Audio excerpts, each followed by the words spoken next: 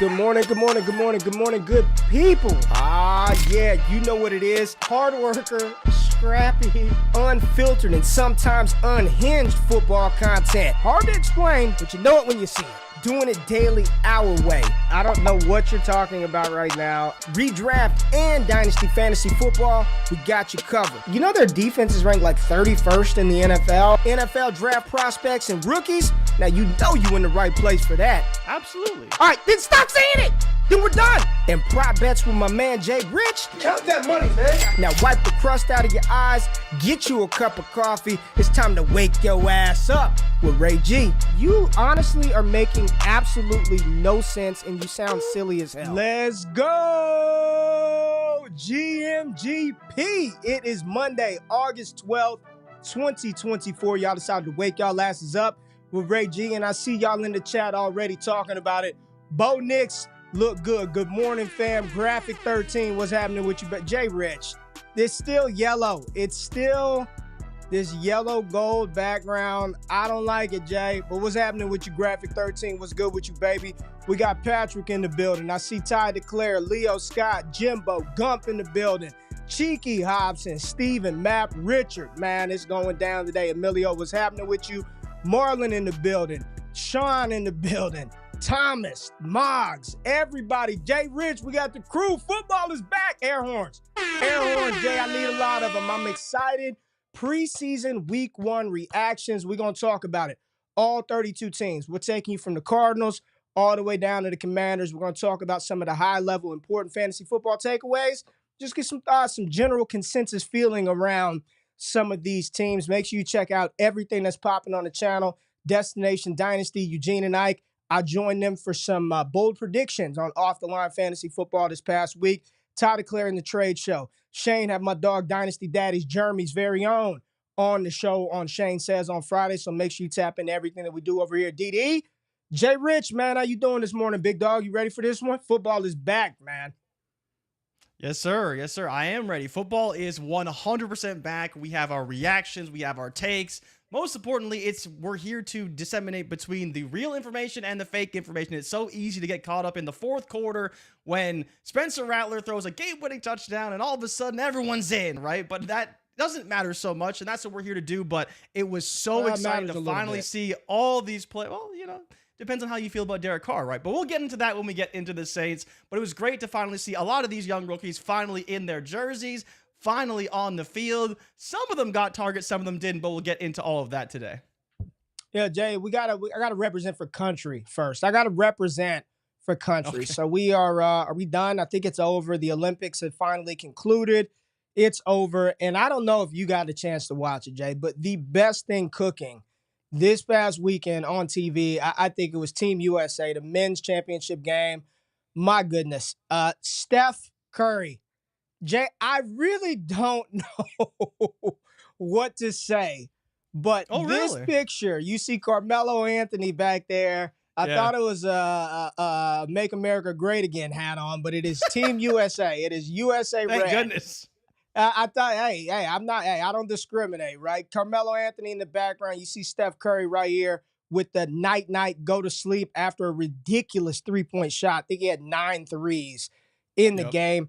Kevin Durant, LeBron James, the crowd going crazy, Embiid and everybody running around. I mean, we talked about this over a year ago. And I remember you saying, Mount Rushmore of athletes, you put Steph Curry on the pantheon of just game changers.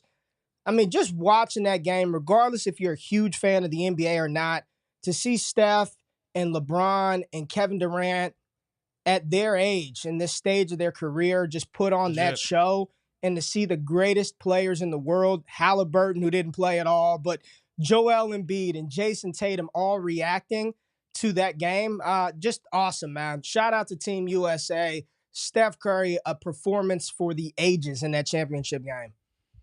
Yeah, I mean, that's just what Steph does, right? And that's where, years ago when we talked about this conversation, I was like, the dude literally changes the game completely. And you saw that. But it's so cool to see the highest level of basketball players. They're not on the court, they're on the bench watching the even better players play. It's KD with his 4 gold medals, Steph and LeBron teaming up for a gold medal. Like, super dope to see. It is a little bit expected, but I think when the result finally comes about, good for the players, good for Tyrese Halliburton and his self-awareness. We'll see about Jason Tatum. They had to work against Serbia. Well, Jokic, right? It's crazy that a player like Jokic is so good, and we know he's so good in the NBA, but he's so good he can elevate that European team, like his nation, to compete with a team like Team USA, because they were really on the brink there. They obviously came back and got it done. Steph was a massive part of that, but it's crazy when you see Luka and Jokic take their countries and elevate them, but obviously the game is much different in Europe than it is in the NBA. And so you see that play out. Dennis Schroeder talked about that, how much different it is and how much better these European teams are at playing European basketball. Well, the women also took home gold. It was also an exciting game. They had to work a little hard for that one, but Kalia Copper, Asia Wilson, Brianna Stewart, Kelsey Plum. USA women, Asia Stewart won MVP. USA women took it home, and it's kind of crazy that they're in the middle of the WNBA season. So now that this is over, Jay, we can get back to talking about Caitlin Clark and how she'll lead the team to Olympic glory in 2028. Her and Angel Reese. So back to the WNBA, and then probably the hardest gold medal photo I think I've seen. This is the United States women's soccer team who beat Brazil 1-0, and this photo that they all look very unenthused early in the morning for this photo. Apparently, they had a long night, and they are all just holding up their gold medals, just like, what's up? Let's had a long night. We are the best in the world, and get me the hell out of here. I'm ready to go home. So shout out to the United States women for getting it done. But Jay, one of the bigger stories from our countrymen here is old Noah Lyles. Noah Lyles, we were hoping Noah Lyles took home the double, first American man to do it, I believe, since Carl Lewis in '84, but that did not happen. Noah Lyles took third in the 200-meter dash, and then afterwards, after losing the race, we found out he had COVID, Jay. He had COVID and looked like he was about to just lose it all on the track right there. Collapsed. They had to wheelchair him out. Very reminiscent of Paul Pierce. And a few days later, he was clear. But because he had COVID, he couldn't compete in the 4x1. The men were disqualified. Just a shit show. Your thoughts on Noah Lyles, who, is kind of upset that he doesn't have a signature shoe deal like Anthony Edwards, and still yapping out the mouth at 27 years old after taking third, which is incredible feat. But I know he was favored to win the 200. Yeah, it's crazy that he won the 100, and especially in the way that he won it on, those last 5 meters, those last 2 meters, when that 200 speed really shows on the tape. And then in the 200, it turns out he has COVID, and he comes in third. They can't compete in the 4x100. Canada obviously won that, and still a pretty big upset. That was really cool to see, especially down the stretch in the anchor leg. But I think the craziest part about Lyles is just how much he was talking, man. It's like, and if people saw the video of him before the 200, he's running around, hyping everyone's in the blocks, just chilling, waiting for the race to start. Noah Lyles is jumping around, all this stuff. And I get it's kind of like his thing, his brand, his confidence, all that. But when it all comes crashing down and, well, I had COVID, and then 2 days later, he's in the club dancing, and he's posting the picture of, oh, I don't have COVID anymore. It's easy to wonder, like, dude, come on. Like, did you actually have COVID or not? And what the hell is going on? Ultimately, his disappointment. His Olympic career is probably over at 27, but we'll see. Of falsely doing it, but it's just ironic that happened at that point in time. But prayers up. Shouts out to Noah Lyles, third place. And overall, Olympics were fun.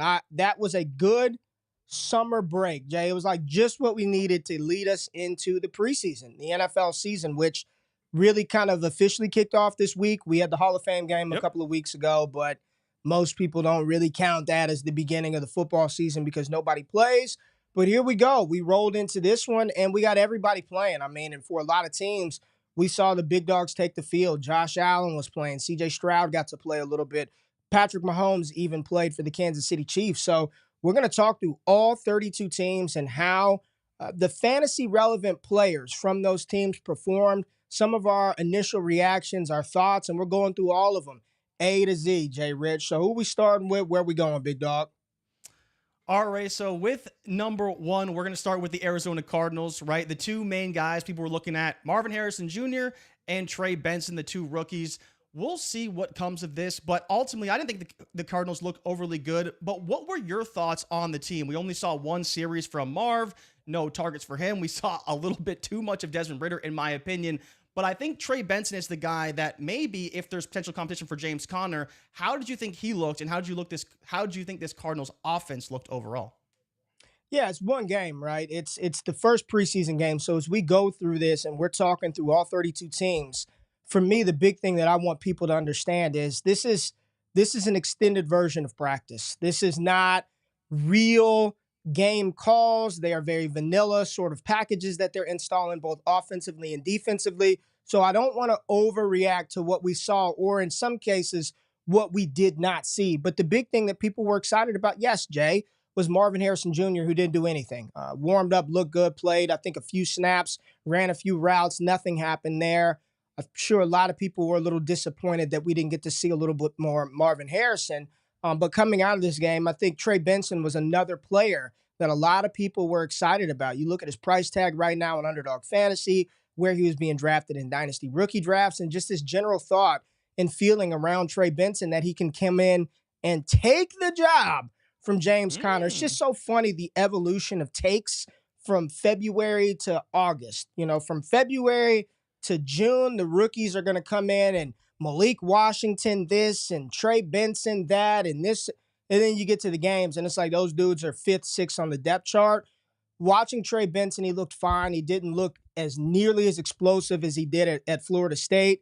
Looked hesitant at times running behind the line of scrimmage. He did have a nice screen play. It was 20-plus yards that got called back. I thought he looked fine, Jay. I'll say this.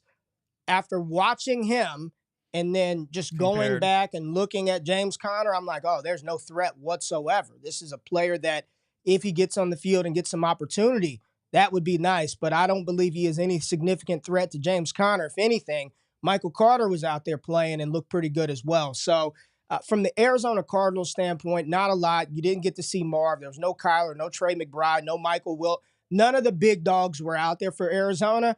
So it's really hard to take a ton away from this, except a little disappointed in Trey Benson. And that's hard and being critical, but I expected to see a little more juice, a little more explosiveness. Didn't really get that from Benson out of this one.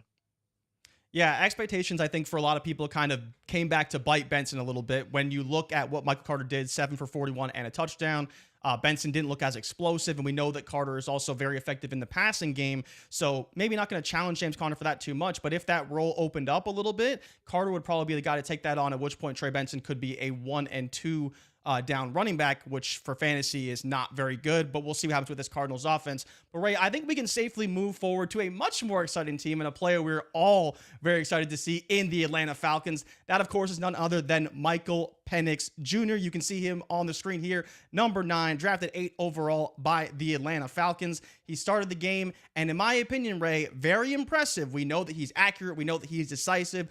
He looked very confident. But what were your thoughts on Michael Penix up against the Miami Dolphins? I thought the Dolphins played him fairly well, but I thought Penix also showed a lot of great decisiveness and especially moving off his first and second read at times throughout the offense.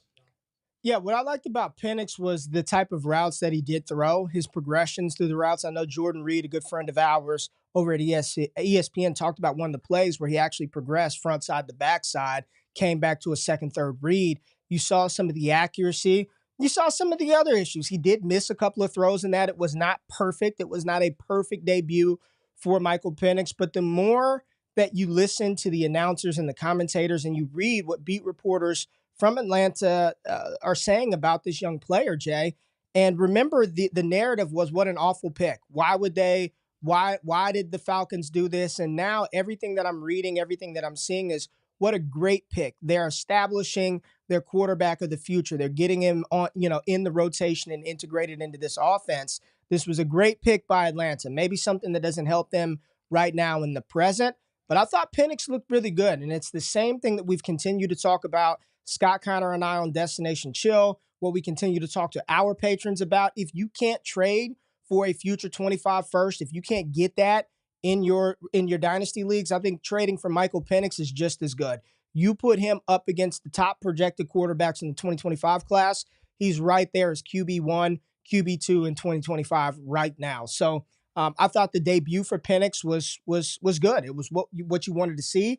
Completed 9 passes, 9 for 16, 104 yards, 6.5 an attempt, 76 passer rating, no sacks, no touchdowns, no picks. Thought he played well. I also thought rookie running back Jace McClellan also showed a little something. This was another one of those Alabama backs that sort of gets lost in the shuffle as time goes on because they have so many running backs at Alabama. But I thought what he put on tape, in limited opportunity, they were giving Carlos Washington more run than Jace McClellan. But when he got the ball, I thought McClellan showed a little something. We'll see how much he plays in week 2. I don't know about that. But I am definitely excited to see some more Penix. And maybe we get a little bit of Penix with Drake London, with Kyle Pitts on the field as well. But I thought it was overall very encouraging if you're a fan of Michael Penix or you have him in Dynasty. Yeah, we'll see about whether these guys actually hit the field. Zach Robinson is from the Sean McVay tree, and Sean McVay, as if you watch the Rams game, only played the third stringers, and even very rarely will play the second stringers. I did watch a lot of that game. Yes. Well, Dallas on the other side, right? But it's one of those things with McVay. They rely very heavily on those joint practices to run their plays and develop the offense and work with the starters. So we'll see if we see more of them, but we didn't see a whole lot from Atlanta. I don't think we should expect to, but maybe going forward that could change. Ray, I think we can pretty easily move on here for what should be a fairly quick one in the Baltimore Ravens. No one played. You have it in the notes here. Lamar, Henry, Zay Flowers, Bateman, Stanley, Linderbaum, Andrews, and Ricard. Nobody played. Is there anything to talk about with this Baltimore Ravens offense or defense if you want to go in there? The whole premise and point of the show was to talk fantasy relevant players. The best thing that Baltimore saw was this guy, Nate Wiggins. I think he had 4 damn pass breakups in the first series, Jay. I mean, they're targeting him like he's a bum. This dude ran a 4.2 at the combine, and Nate Wiggins is out there just plastering Philadelphia Eagles receivers. But no, there's not a lot to talk about from this game, Jay. Rasheen Ali was somebody that I think a lot of people were interested in, right? Rasheen Ali. And he got opportunity but did not do a lot with that opportunity. Ultimately, nobody played for Baltimore. So there's not a lot to take away from. Tez Walker was out there, minimal impact. There was just not a lot from this game. You want Lamar. You want to see how some of these other big guns do it. I think what was interesting was one of the reports coming out of Baltimore, Jay, and I don't know how much you buy into this, but I'm a fan of the players, so I will allow the narrative to permeate for a little bit. But the rumor and report is Isaiah Likely is going to be and operate as a big-bodied wide receiver target for Lamar Jackson. I'm just telling you what is being said, Jay. What's being said is every time that they gave him opportunity, he produced. He stepped up. He performed in absence and in replace and relief of Mark Andrews. But Todd Monken likes to run 2 tight ends, and everyone is clamoring about Baltimore having another big-bodied target to throw to. Could be Isaiah Likely. I'm just the messenger. Don't shoot me. Who are we talking about next? So next, we can get into a much more exciting offense. We even saw a little bit of scramble drill from none other than QB1 Josh Allen. That, of course, next is the Buffalo Bills, Ray. I think probably the most exciting name, as you can see here, is Keon Coleman, Agent Zero of the Buffalo Bills. But there's still Curtis Samuel, Khalil Shakir, and James Cook that we want to see how they operate. And then, of course, the tight ends as well. What is it that you saw from Buffalo up against the Chicago Bears in that opening series when Josh Allen was on the field? Man, you saw Josh Allen play the series. Josh Allen scrambled, picked up almost 10 yards during the game, and I think McDermott and the coaches were like, the very next series, they got his ass out of there. What are you doing? This is preseason, game 1, and this was after, I believe, Jay, I don't know if you saw this, first play of the game, Ed Oliver went down. Starting D tackle gets hurt, first play of the game. Then you got Josh Allen running around. I thought the Buffalo Bills, I was encouraged by what I saw from the offense, and it wasn't much, but Khalil Shakir getting involved. 3 receptions, 28 yards in his involvement. Curtis Samuel had 1 big play in the game. Keon Coleman's first catch was an out route. Then he was held in the end zone on an end zone target. I liked seeing the involvement of those wide receivers. Dalton Kincaid and Dawson Knox were both on the field for Buffalo. James Cook got a couple of carries. You saw Frank Gore Jr. You saw some Ray Davis. Didn't do much, but I think they're going to be okay, Jay. When you've got a quarterback like Josh Allen, losing Stephon Diggs, let's just keep it real. There's no replacing Diggs, and that is, in fact, a big loss. I don't want to minimize the loss of Stephon Diggs in any way, shape, or form. But if Josh Allen is the truck in which we believe he is and not the trailer in which some believe other quarterbacks are, Khalil Shakir, Curtis Samuel, young rookie in Keon Coleman, 2 quality tight ends in Dalton Kincaid and Dawson Knox, Josh Allen should be able to put it together. And again, you're talking about a handful of plays, Jay. So we're reacting on little information, but I like the fact that Khalil Shakir was targeted, that Curtis Samuel was involved, had 2 receptions, that Keon Coleman was a priority of Josh Allen early in that game. Yep. I feel good walking away from this game, thinking about the Bills, thinking about Keon Coleman. I'll say this, all that doom and gloom, that panic, the first day of camp, he's working with the 5th stringers. He's not on the field. I think all of that shit is squashed at this point. We'll see what he ultimately becomes. Does he become the next Stephon Diggs, or is he just another good player, Gabe Davis type? I'm just happy with the opportunity. I thought the offense looked fine. Yeah, I mean, you saw the inability, like people like to harp on with Coleman, to separate in the end zone, but then there's also it wasn't really a comeback, it's kind of a hitch route where he did separate. It's like, well, multiple things can be true, but I was definitely encouraged with what we saw. And I think the bigger point here is Coleman does need to find a way to operate in that 12 personnel, because I believe the Buffalo Bills ran 12 personnel on almost every single play Josh Allen was out there. So much like we saw last season, once they switched to Joe Brady, a lot of 12 personnel, a lot of running the football. And it'll have to be a lot of people. What are y'all talking about? He couldn't separate. His first catch was off coverage. He runs an out route. It was a stop route, called a comeback, a modified out route. Wide open. The end zone target that people are referencing, what are y'all talking about? The defensive back is grabbing him, holding him the whole way. It's a condensed area. He's not going to look like a 5'8", 170-pound Tank Dell that's running pivot routes. What are y'all talking about? Really, I was waiting for this. Like, what the hell? This is why everybody need not provide evaluation on wide receivers. I mean, he is literally being held by the defensive back in the end zone as if every receiver is just wide asshole open every single play. There's going to be points in time where you've got to make the tough catch. Like, what are you talking about? Separation. He was out. Like, this is just wild, Jay. One play in which he was held, that defines the player. Sell, he's a bust, no good, can't separate. Insane. I mean, right? This is the world we live in, right? We got 7 plays from Keon Coleman. You got to analyze each and every one. Nobody's paying them for their services, because my goodness, it's just bad, man. Bad analysis. Well, next we can move on. I feel like this will be another quick one with the Carolina Panthers.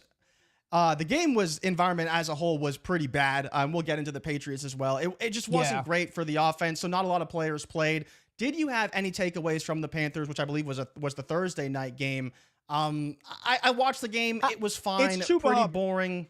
Yeah, it's Chuba Hubbard really is the main one. It's Chuba Hubbard. He didn't play.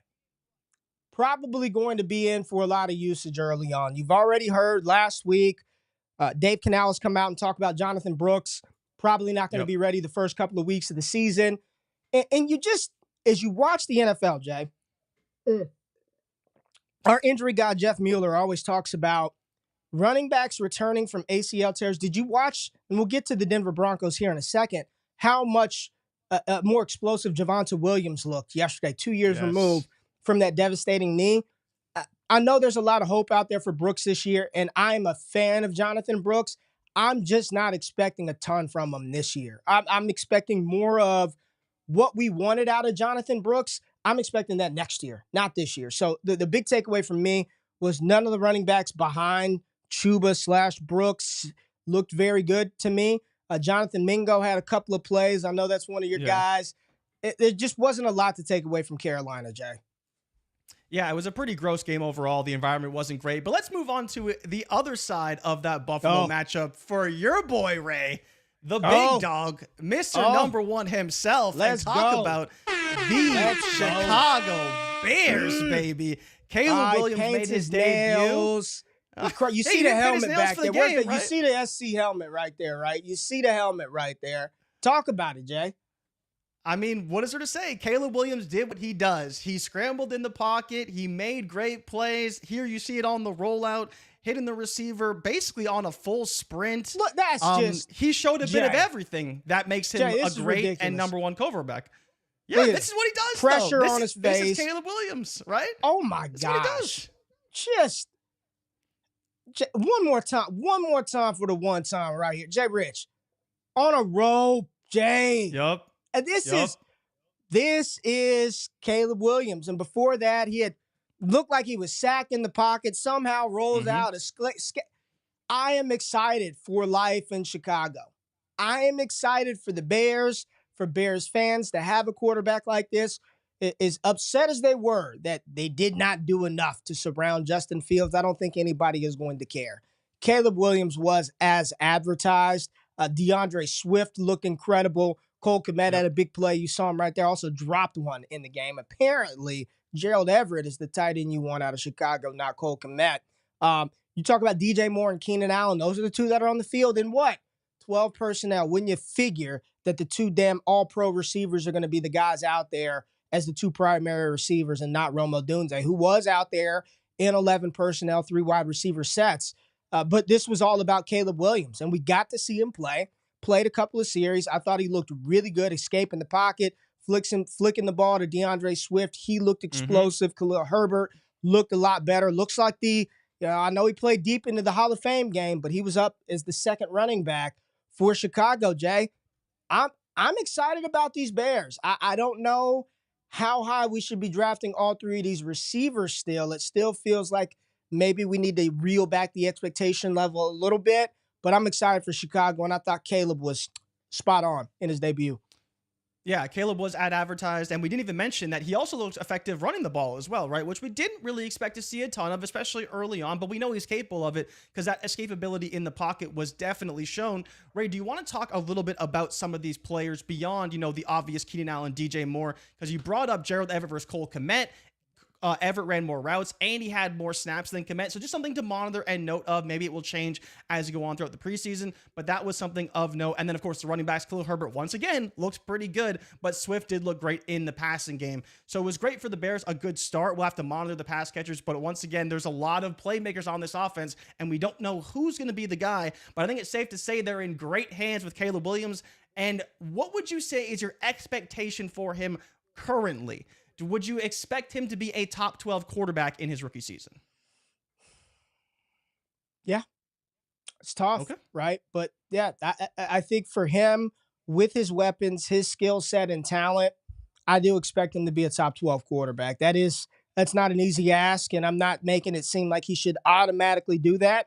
But yeah, I'm drafting Caleb Williams with the expectation that he is going to be a top quarterback, a top 12 quarterback. And quick note, Velus Jones, the failed wide receiver, played running back, Jay. 6 rushes, ran well. He played at first, because at first when I saw Jones, I was like, it's Velus Jones, man. He got to run the ball, ran the ball well. So I'm just throwing that out there. Maybe in those leagues where you get kick return points and things of that nature. I don't know if he returned it in the game, but I think he is a returner. So maybe there's some opportunity to get you some Velus Jones. He did do kick returns, yeah. He had 1 kick return. Yeah. So there you go. Velus Jones, the returner / running back. Swiss Army knife for the Chicago Bears. Cincinnati Bengals, Jay. They played the guys. Joe Burrow played. T. Higgins scored.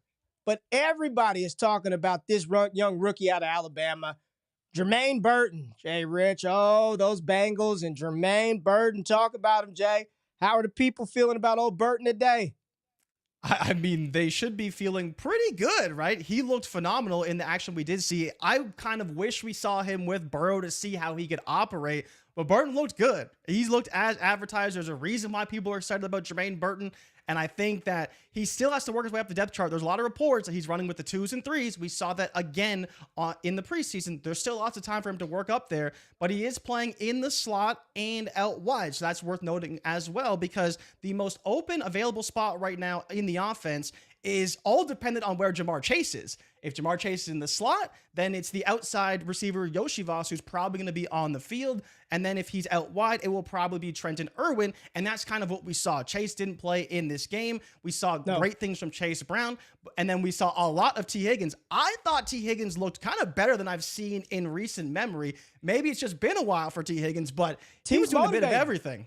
Yeah. T wants to get paid. No contract, no problem. We are about to see the best of T. Higgins, man.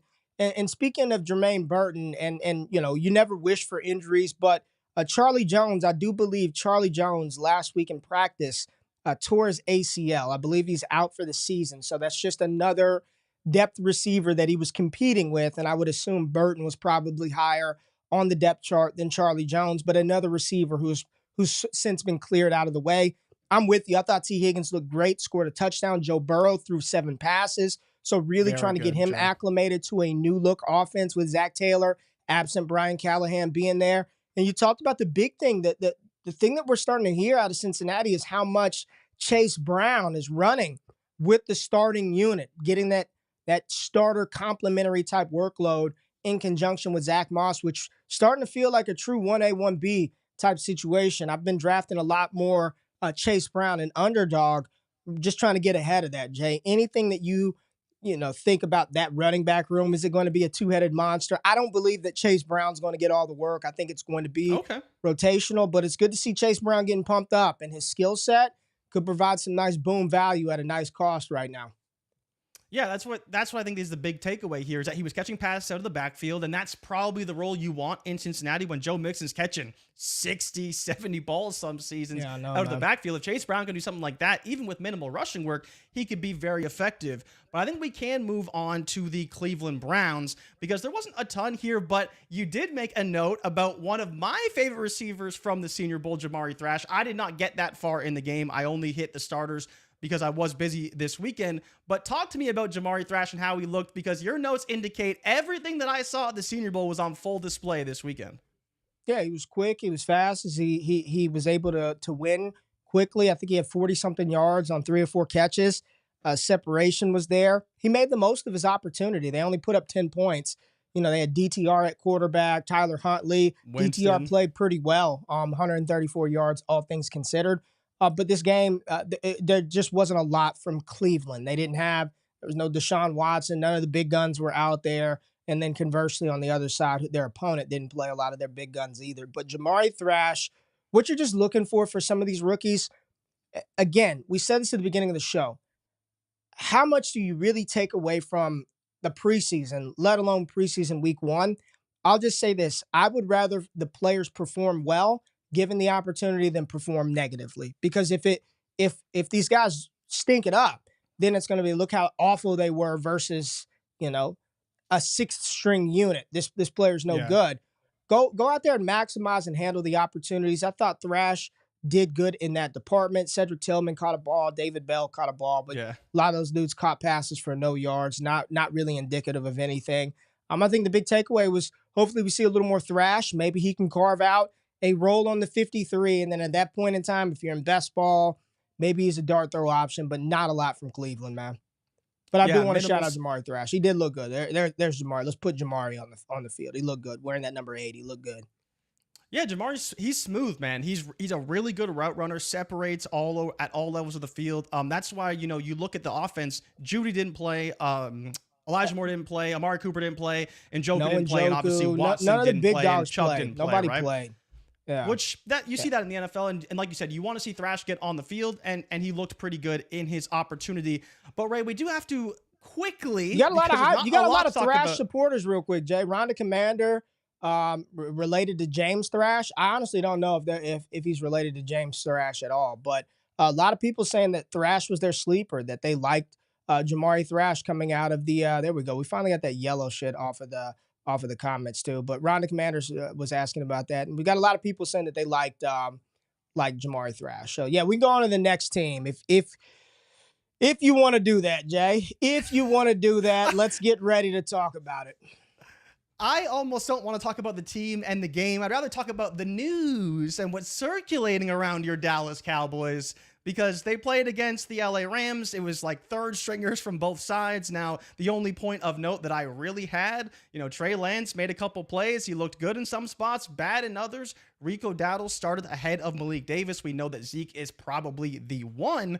But Ray, one question for you. Do you think the Cowboys bring in another running back? Because there was a question in the chat I'm not about talking about the Miles running Sanders. back. We got Trey Lance on the field right now. He's on the screen, and you're asking about, are they going to bring in another running back? No, they got Royce Freeman and Deuce Vaughn. Trey Lance, okay. that's all does we're he matter, talking then? about. Does Trey he Lance matter? got to play the entire game for the most part. Dallas Cowboys lost the game. I'm watching, doesn't matter, Jay, though. and I'm trying to squint. Now, there are a lot of mixed emotions watching this game because what I think was happening, I think Sean McVay was making a silent pitch to Dak Prescott. After Stetson Bennett launched not one, not two, not three, not four, it was really five. One of them got called back. I think he was showing Dallas like, hey, man, Dak, we need you here. Once Matty is gone, we need you here. Trey Lance threw the ball 41 damn times, Jay. Dallas is going to wear his arm out this preseason. 188 yards, took 3 sacks, ran for 44 yards.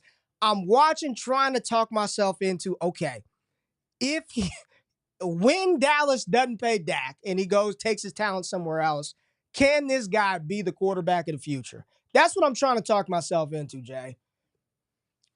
So where are we at? I don't think so, Jay. He's athletic.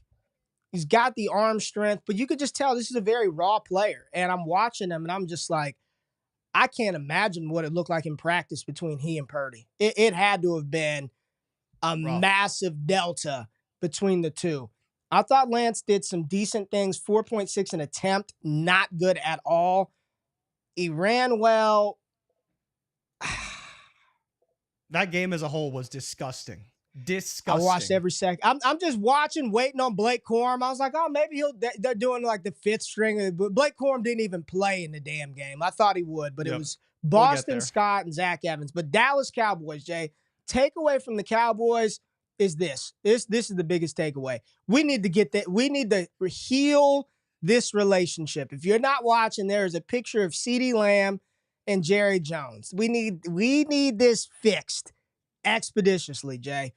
The Dallas Cowboys and this Law Nation Sports, shout out to Law, man, one of the biggest Cowboys bloggers out there, talked about this situation, and he equated it to like, when you know you've got a bill due, why on earth would you let it like accrue interest, knowing that you got to pay the bill anyway? You know that you've got to pay your taxes every year, so just do it. Get it out of the way. Don't let it go past the time and you got to pay penalties.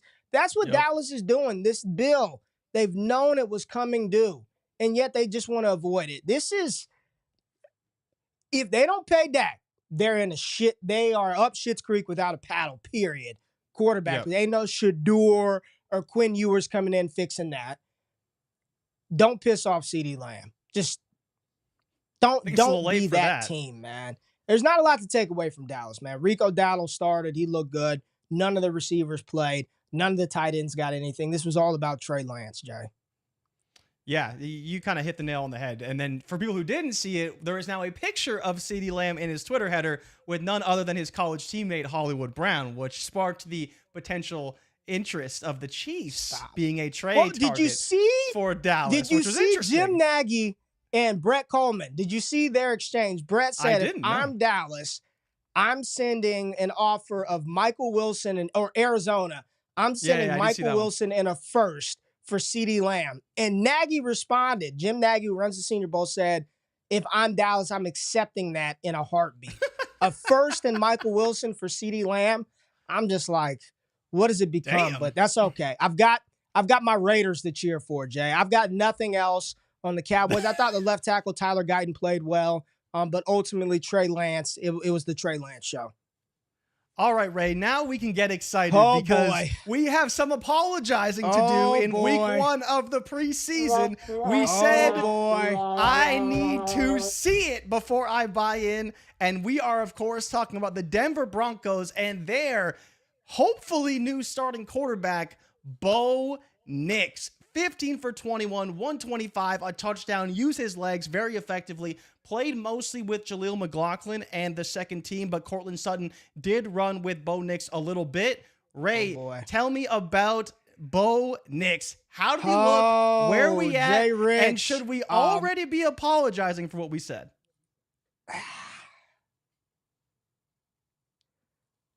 Jay, I'm watching the game. I'm watching.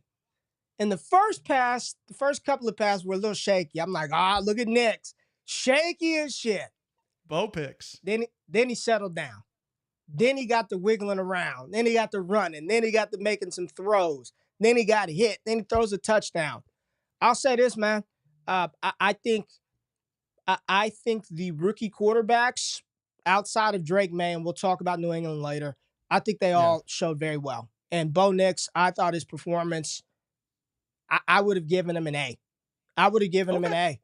To go out there and to play in the situations that Sean Payton put him in. There was a play where there was an interception late towards their end zone, 2-minute offense, really seeing him operate.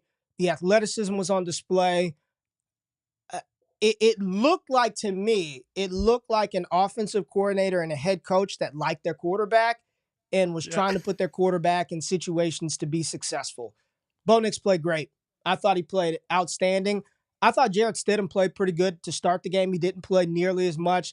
I know you look at the box score and there's an interception on his resume. Samaje Perine, stone hands, hit the ball up in the air. It's going all over the place, and it was picked off. So, Jay, I still need to see more. I still need to see more. But no, because I'm not about to backpedal this early. I got to see more. But it was as impressive as you could ask for Bo Nix. And I'm going to give him his credit. I still want to see more. I'm still not all the way in and believing in him, and he's going to be an all-pro. But I would be a damn fool and a liar to get on here today and say he didn't play his ass off and put some really good stuff on wax. And if I were a fan of the Denver Broncos, I feel a lot better today than I did maybe last week or 48 hours ago. I thought Bo Nix played a hell of a game in his first start, man. Yeah, Bo was good. And for me, it was the zip on the ball, right? But as to your point with Peyton, what he did was he used Bo Nix and played to his strengths, which we didn't see so much with Russell Wilson. And it seems like we're going to see that with Bo Nix. The one point is that Javonte Williams was the only running back that saw the field with the ones. Like, it was full bell cow Javonte. That seemed like it was a bit by design because we saw McLaughlin run with Bo Nix and the quote-unquote second offense. But Javonte looked great. He was catching passes, running the ball fairly effectively. Good, and as you mentioned, looked quite explosive. Yeah, there he goes. I think this running back room is going to be very good this year. We know Sean Payton loves to use his running backs, and I think the two of them, to your point, even Estime a little bit. He looked all right. He looked a little bit of a plotter, but that's what Estime is. He did catch some passes too. But for me, it was the fact Javonte looked explosive, played every snap with the one. So maybe we get like a bell cow Javonte this season. And if you are kind of in on that narrative, we may see that. But I think we can move forward to the Detroit Lions, where pretty much nobody played. Not a whole lot to talk about. Do you have anything for the Detroit Lions fans from We got Sion Vaki played, and he looked all right. I got to give Vaki some credit. He played. You know, this is David Montgomery and Jahmyr Gibbs. There's not a lot to talk about from the Detroit side of the ball, Jay. None of the big dogs played. Want to see some J-Mo get on the field. That's what I want to see. I want to see some J-Mo on the field. So, yeah, we can move on, and let's get to let's get excited. Let's get excited. The hype, the Mr. Efficiency, Jay. Talk about him. I mean, Ray, just last week we were burying him. You know why?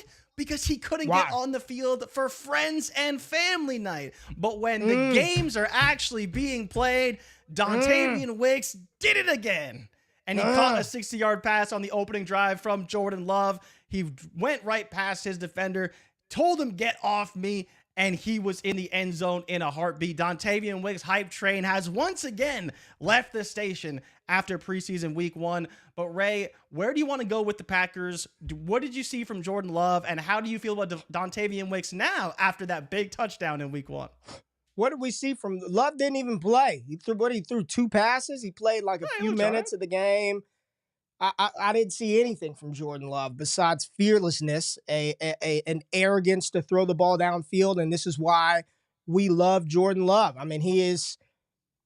You're gonna ride with the experience, baby. There's gonna be weeks where he throws 4 touchdowns, and there may be some where he throws 3 picks, but he's going to chuck the ball deep. So Dontavian Wicks made the most of his one target, his one opportunity, dropping in a 60-yard touchdown catch. Nobody else did anything else, Jay. So when you look at this offense, there's not a lot to take away from it. Jacobs played sparingly. The starters. We could talk about Marshawn Lloyd. If you want to talk about Lloyd, I mean, I think that's the big, outside of Wicks, Marshawn Lloyd is probably the one where people are like, oh shit, right? Yeah, I mean, the injury is unfortunate for him. We'll see where it stands come week 1, but obviously it hurts his ability to see the field.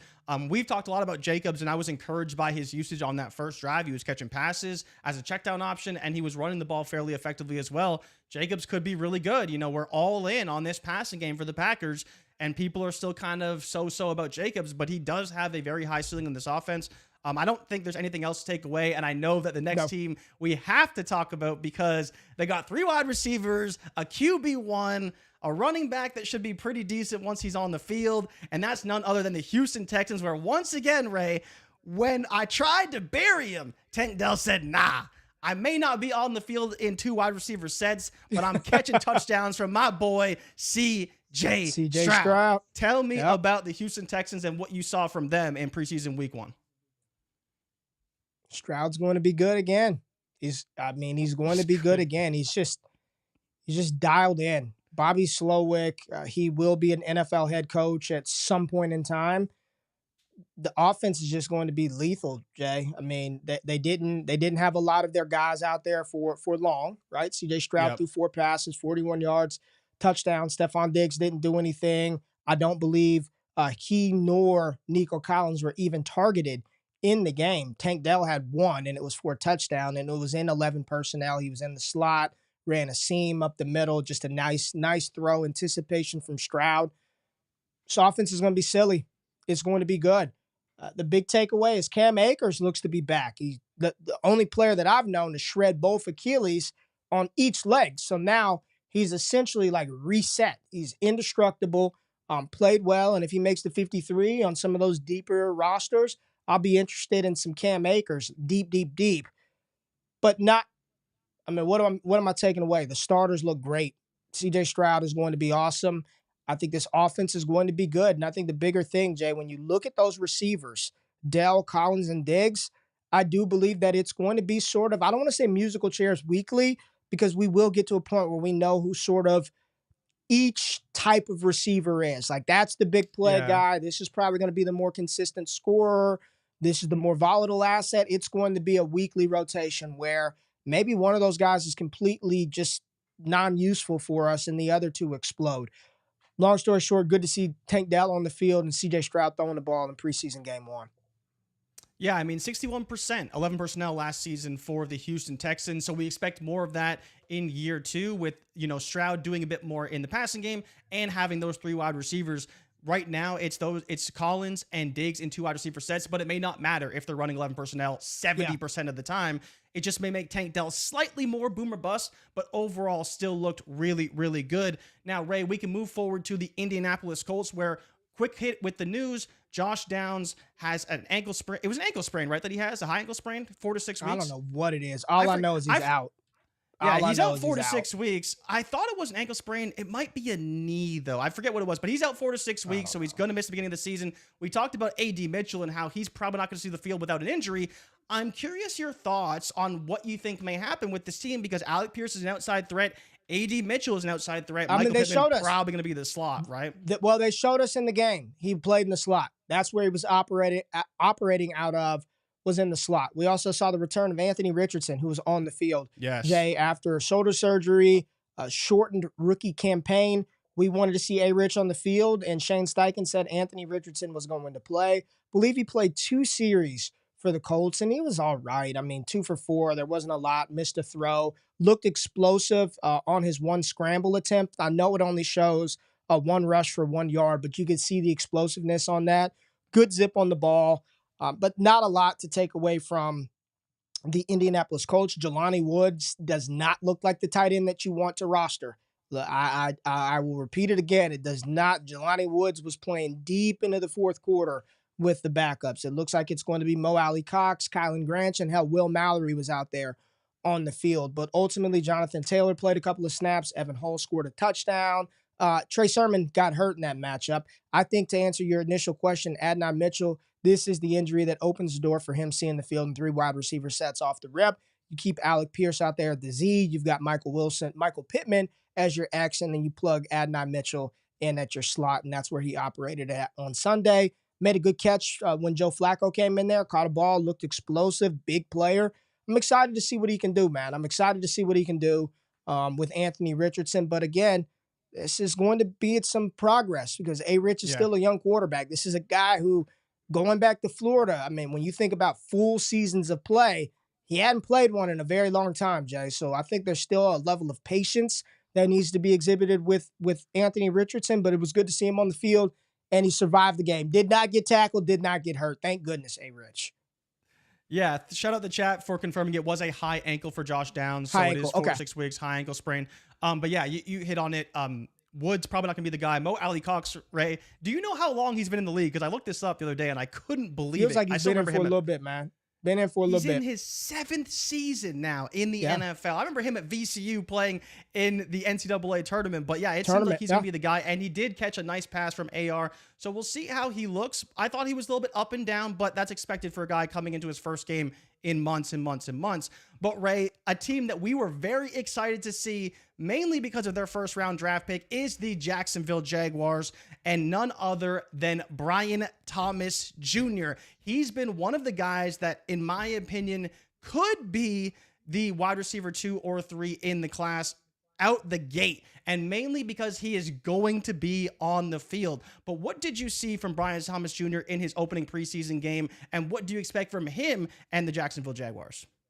Yeah, I saw a player. I think it's only fair and right to go to some of the reports that had been coming out about his early training camp struggles, being able to create separation. He was a little bit of a raw player. He ran like 2 routes at LSU, but the natural athleticism and the speed and the physical tools were there.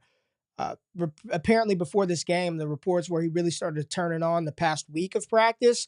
And then we saw him do one of the things that he did the best in college last year, win deep. And he got open on another go route. The ball wasn't thrown his way. Trevor Lawrence took a sack on the play, but he was wide open. It would have been a hole shot. It was 2-man. He had beat the cornerback, and there was a window there for Trevor Lawrence to deliver the ball. He took a sack. But on the play where he did win vertically, 41-yard reception, he did what he does best. He wins quickly off the line. He shows that long speed, good adjustment to the ball. Defense had good coverage on him, but a really good catch from Brian Thomas Jr. This is exciting. Gabe Davis played as well. He had 1 catch, 20 yards. He had another sideline out route. Didn't keep his feet in. Devin Duvernay scored in this one. Overall, you like to see his involvement early in the offense, and you like the fact that he played a little bit with the second unit as well to just get those reps up for Brian Thomas. Good to see him catch the ball deep. Starting off, there's no doubt it's going to be Christian Kirk. He is going to be the guy, but he's also going to be the slot. So he's going to have to play on the outside. 2 wide receiver sets, I think it's safe to assume, coming out the gate. Probably Gabe Davis. And we'll see. Does Christian Kirk do something that he really hadn't done in his career, which is play in 12 personnel as one of the 2 wide receivers? But ultimately, good to see BTJ get down the field, do what he does well. Mac Jones was also efficient, 9 for 11, and C.J. Beathard had a touchdown in that game to Devin Duvernay. So not a lot to take out of here. I think Tank Bigsby looked good. He looked good on the return, and he looked good out of the backfield. So maybe some of that hype and that steam that we're hearing about Tank Bigsby as the backup running back and maybe a more featured part of the offense. Travis Etienne scored early as well. But those are my high-level takeaways from that game, Jay. Yeah, it's really just BTJ being involved. I saw you rolling your eyes at Mac Jones. All I said is he was 9 for 11. I didn't say anything besides what happened. He was 9 for 11. He threw the ball well. That's all I'm saying. Well, you have to get Mac Jones in the show sheet just because it'll make me mad, because we don't need to talk about Mac Jones because he is virtually irrelevant. That's all I'm saying. That's it. That's all I'm saying. But yeah, BTJ in for 2 wide receiver sets with Gabe Davis. We'll see that continues throughout the preseason because, again, if he's on the field, he has an opportunity to make a play. That's what I'm saying, we don't expect right? that. Yeah. Yeah, Yes. that's all that All matters. right. So it's good to see that. We're- But Ray, we can move forward because Oh, boy. your Chiefs. Oh, buddy. Oh, man. We can talk about Hollywood if you want. He is injured right now. We expect him to miss 4 or 5 weeks or so with his injury. He got injured, I believe, on the first play where he actually got the ball. Man. But, Ray, where are we at with the Chiefs? They looked pretty good. Xavier Worthy on the field, which is exciting to see. And, of course, Hollywood got hurt. We expect him to be out a little bit, so I guess it has to be stock up for Xavier Worthy, no? Hell yeah. This is air horns it. Absolutely. Stock up. He didn't play either. He played with Travis Kelce, and they said, we got to make sure that he is healthy. We have lost Hollywood. There's not a lot of depth behind us. Pacheco played well for what it's worth. He didn't play a lot, but he looked good. And all 3 downs. I just want to say, just enjoy Pacheco while you have him. He is a better version of like the new Thomas Rawls, just Marion the Barbarian, crash dummy running back that probably will not last long, but for the next year and a half that we have him, appreciate Isaiah Pacheco. Xavier Worthy stock up. This is big. This is big. The reports were the relationship and the chemistry between Holmes and Hollywood have been growing all training camp. And now you take him out, and it's not just the fact that he doesn't. And I think so many times we hear they're not going to be ready until week 1 or week 2 of the season. And that's not that bad. Well, that's multiple weeks of practice and chemistry and reps that you're missing out on with your new quarterback in a new offense. This is a big blow. Luckily, it's week 1 or week 2, so there's plenty of time to catch up and get up to speed before we really need them in the playoffs. But hell yeah, it's stock up Xavier Worthy right now. He's going to be on the field. He's fast. He's not going to face press coverage 100% of the time. I'm excited, Jay. I'm excited for X Worthy in this offense. Yeah, I think the biggest thing here, and we've seen it with Mahomes for like the past 4 seasons, if he doesn't trust you and you don't have that chemistry, you're not getting the ball. And so we'll see early on, does he trust Hollywood, or would he rather throw to obviously Rice, Kelce, and then potentially, as you mentioned, Xavier Worthy down the field, because they've had that entire month that Hollywood's been out. But Ray, we do have to get to your favorite team in the NFL since the Dallas Cowboys have. No. Oh, you have another piece. No. I wanted to tweet this out, Jay. I wanted to tweet this out. Let me find a picture real quick. I wanted to tweet this out because I just want to know, Jay. I think there's a chance, small window of opportunity where there's a running back that we may want on the Chiefs that we're not talking about, Jay. We're not talking about him enough. And I'm watching the preseason game. Let me get this. It looks kind of I'm going to label this. It kind of looks like Hayden Winks a little bit. This player sort of looks like Hayden Winks. Shout out the underdog. You know who that is, Jay? You know who this is? I don't know who that is, no. Do you know who this is? This is a running back, not a linebacker. Really? Jay. This is a running back. Yeah. He looks like a linebacker. Shocking. I know. Carson Steele. I'm watching Carson Steele play fullback, but at UCLA, he was a running back, Jay. He transferred. I believe he was at Bowling Green, goes to UCLA, up and down year. Didn't test well, but you can tell he got a little more juice than just a fullback. He's a gamer. I'm watching him. Dendrick Prince is on the field at the same time. I'm just saying, I'm going to keep my antennas alert for Carson Steele. He looked good, got the goal line opportunity, rumbling through folks. And the last time, you get these white running backs that are kind of like fullbacks, man. Mike Allstott, Peyton Hillis. I'm just saying, there's a type. There's a type that it kind of works. There's a white type that kind of works, and Steele might fit that type. That's all I'm saying, Jay. I just would be remiss if I did not bring up Carson Steele, but we can move on. Yeah, shout out Carson Steele, just a name to know. He did look pretty good, so credit to you for bringing him up. But yeah, we can move on to your Las Vegas Raiders in terms of power rankings. Now, number one in the Ray GQ team power rankings. Right now. He's what Cody Schrader should have been. Yeah, Cody Schrader did not look very good. Keep going. I was very it's all about disappointed the Raiders, Jay.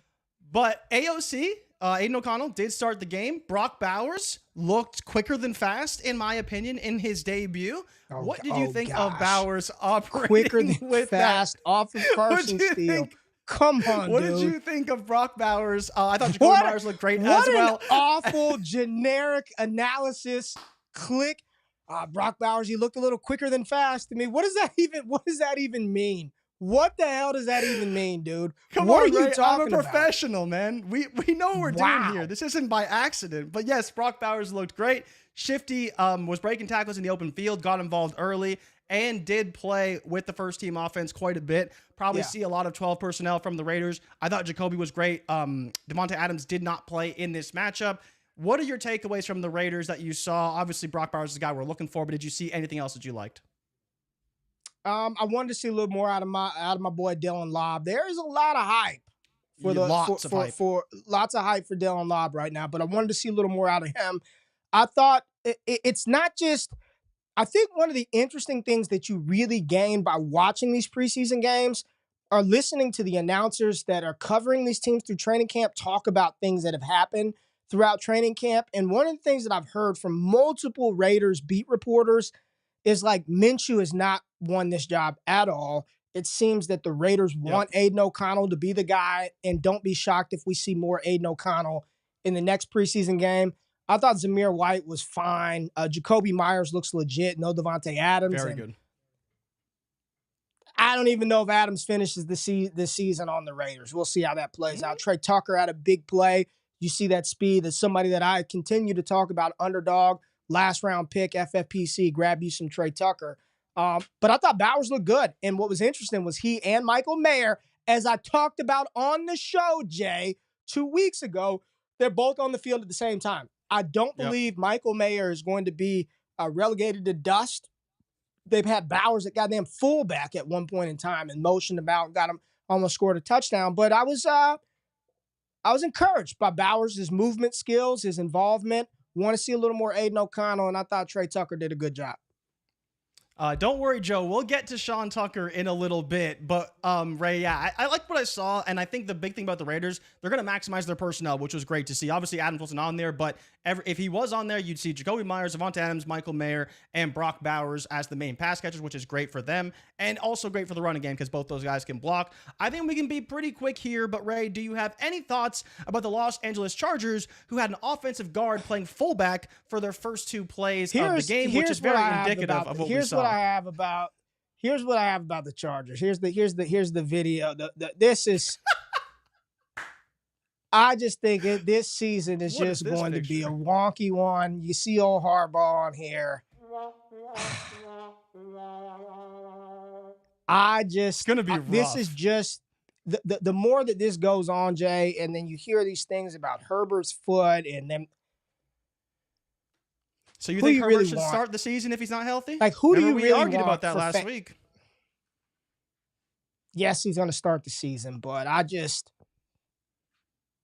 ain't looking. I don't know, man. This is one of the teams where it's not even this irrational dislike of a player. And I know Quentin Johnson's there. No one really I think for most people, I think people want to be in on the Chargers, whether that be a running back, whomever that is, Gus Edwards, J.K. Dobbins, whomever you like. Kamani Vidal. I think people want to be in on Ladd McConkey or Josh Palmer, especially when you're talking about the cost, Jay, because those guys aren't Ladd to a degree, but they don't cost you a ton. It's just this team, it just doesn't feel like this is going to be a year to be heavily overweight in Chargers. You've got a new look offense. I don't care what Harbaugh and Roman say. Like that. The reality is this can't be a season in which they think they're really going to win the AFC West or compete for a playoff push. I just don't think so. You don't want to overreact. Again, we're not going to overreact to one preseason game, but I'm reading the beat reporters in the Chargers just talk about just the offensive line struggles, the lack of depth, the lack of quality receiver. You even see a lot of people backpedaling on the selection of Joe Alt. Oh, we should have they should have taken Malik Neighbors. Why did we not make a move to do that? So this just in the notes, all I have is just it wasn't an exciting game to watch, and there wasn't a lot to take away from the Chargers side of the ball to make me feel good about anything right now with LAC. Got to see another week from the Chargers. Yeah, there's not putting things on tape, and then there's what we saw from the Chargers. I think you're praying that one of those playmakers is a wide receiver 3 at best, but it feels like that's even a bit of a pipe dream from what we're seeing right now. But let's get to the better team in LA, because while they did play Stetson Bennett the entire game, there was one player that really showed out for the Rams. I told you. I've told you. Jay, Jordan Whittington. You see the jersey right there? Jordan Whittington. Have a day out there for the Rams. Got some opportunity. We know that Puka Nacua, Jay, and we'll talk about Puka on track, in quotes, to be ready by week 1. Jordan Whittington, 9 targets, 6 receptions, 74 yards, and it's how he did it, Jay. He was bouncing off of folks. I think he dropped a couple of passes too, which, you can't have all the nice things with Jordan Whittington, but from a young player who's trying to find a role on the offense with 2 receivers who are always banged up, Puka Nacua dating back to college, and Cooper Kupp, we know his sort of struggles with injuries over the past couple of years, he's going to play. It's not a matter of if, it's when. He's going to be on the field for the Rams at some point. I thought it was an excellent showing by this young rookie out of Texas. Really, really excited for what Whittington can do with Sean McVay. And Boston Scott, just got loaded up with touches. He and Zach Evans, a fan favorite of some a few years ago, didn't do a damn thing out there. And Stetson Bennett looked at times capable and at times disinterested. Yeah. Just don't throw the ball over the middle of the field. You can't see anything over the middle of the field. Don't do it. 38 pass attempts, 224 yards, a touchdown at the end, which was a beautiful Stetson Bennett rollout, kind of sidearm throw to the end zone of the tight end. Sacked 2 times, pretty awful performance from him. Yeah, I think the big thing is just to be aware. Whittington is going to be the guy if Puka misses any time. Sean McVay raves about him. Matthew Stafford raved about him in an interview on the sidelines. So you have to just read the tea leaves a bit here, and especially for the Rams, where we've gotten positive reports from players before, not to say he's the next Puka Nacua, but when you hear that Whittington is going to be the guy to step in and have an opportunity, you should probably take that as fact, because we have seen that play out in previous seasons, and McVay and Matthew Stafford have both raved about Whittington. Stafford did also mention Tyler Johnson in his sideline interview, but Whittington was the one who was making the plays on the field, and Stafford called him out in the interview. Blake Corum, as you mentioned, didn't play, but that is good because Sean McVay does not play his real playmakers in preseason ever. So I think we can easily move on to the Miami Dolphins. So I don't believe any of their players really played either, but there was one running back that we were very excited to watch. So tell me a little bit, Ray, about what you saw from Tennessee running back Jalen Wright. Oh, man, Jalen Wright. Jay Rich, I'm just going to tell you right now, I'm going to give you one guess at the comp. He's a black, fast running back. He wears number 25, and he's got dreads. Who's the comp? 25? Jamal Charles, man. Oh, Jamal Charles wore 25. See, my head went you get a black RB that's fast with dreads, it's Jamal Charles. And that's all I'm seeing on it. Jalen Wright looked good, man. Jalen Wright looked good. If you're not watching on the YouTube channel, we're showing the play. Bobbles a catch. Reverse field. Let's go. Quarterback doesn't need to pick up anybody. Look at him, Jay. Look at the speed. I tweeted it out after this play, after another run he had. When you're watching him, you could just tell he's just fast. He's just got a different, I put in quotes, he's got one of, in quotes, those gears. One of those type of gears. And I'm watching this game. I don't care about shit else besides what the hell is this running back room going to look like, Jay? You got Mostert, who is a Olympic-level sprinter. Achane. Now you add Jalen Wright, and we actually got to see it this year. Like, normally I would say, 3 running backs is an awful thing. This is a bad, bad thing. Is it? Can we have 2 to 3 usable running backs in one offense, Jay? Is that even a realistic possibility? I lean towards no, but I think we can have 2. And if something were to happen to one of them, those 2 could be just ridiculous in this offense. Yeah, I mean, you look at the numbers from last season, 390 team rush attempts for 12 touchdowns. Then you fast forward to 2023, 456 team rush attempts for 28 touchdowns, 18 of which went to Raheem Mostert. But the most important thing here is that if one of these running backs gets hurt, which based off of previous reports, and we've seen whether it's Mostert or Achane, one of them is probably going to miss a game at some point during the season. And that's why Jalen Wright is so important to know and potentially have on some of these teams, because as soon as he gets that opportunity, you saw it in this first game. He looked really good. And I think the big thing for me with Wright that was impressive, it wasn't just the speed and the explosion. It was the patience he showed as well as a runner, where you have these fast guys and sometimes all they are is fast. They hit the hole and they're fast, but Wright showed some patience to where he could be a competent running back beyond simply being that third in the system. And maybe they do manufacture some touches for him. The other guy who did look good, especially in the return game, was Malik Washington. He had a couple of big returns. So if you're in some return leagues,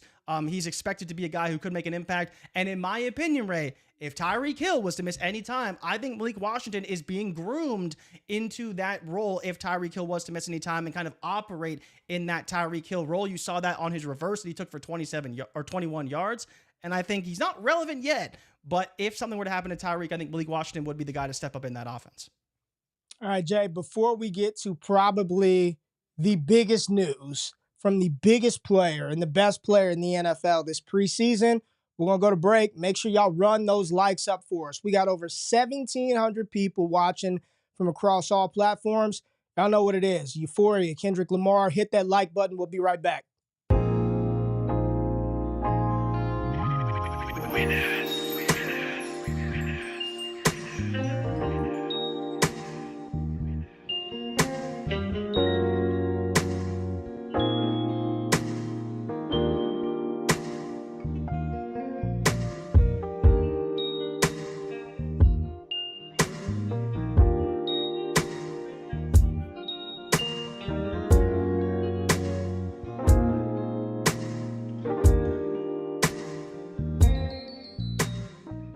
All right, Jay, let's get you back up here. Hit the music, Jay. Hit the damn music. Hit the music. I don't know where he's at. I don't know where he is.